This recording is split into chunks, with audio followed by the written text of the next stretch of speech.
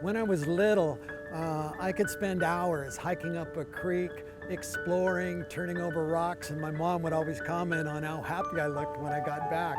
I think it's critical that as we become more of a society that's moving into cities, that we need more than ever to reconnect with nature.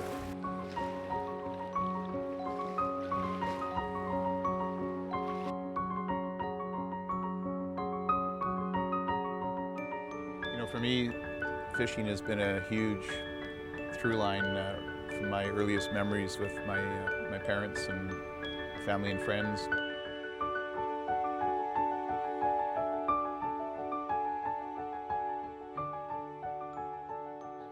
What did you call the fish again?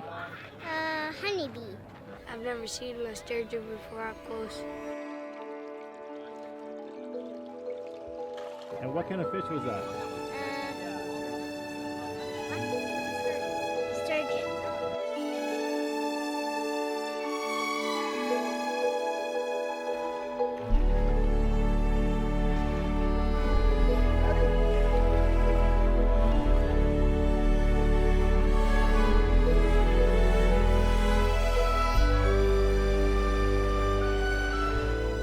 Clearly, the sturgeon are less in numbers than they have been, 100 years ago.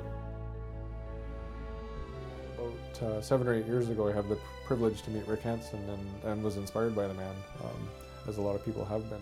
In many ways, fishing was part of my rehabilitation. It made me realize that life could still continue. You could still do the things you love.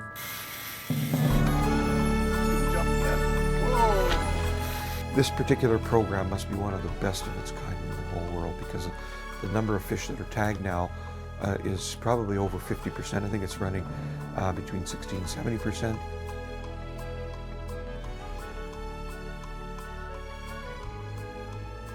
Many of the great natural values of the heart of the Fraser are still intact, but it's also a part of the river that's under some real threat, under a lot of pressures. What an amazing thing to think about is that there was actually a sturgeon that was hatched in the same period of time that this country was actually formed. There's not very many in the world. They've been around since the dinosaur ages. And they get really big. It could go out of sight, out of mind, and perhaps, unfortunately, be at a place where they're no longer sustainable as a wild population. A massive sturgeon broke the surface right next to my boat.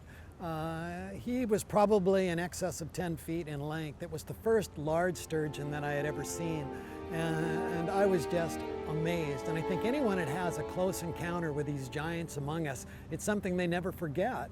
Saw this massive sturgeon jump in front of me, and it just captured me. And all of a sudden this fish came out of the water, and it just kept coming, and it kept coming, and it kept coming. And I'm sitting there going like, holy crap. We've got sturgeon here in British Columbia that are probably as old as Canada, and I think that's a really cool thing.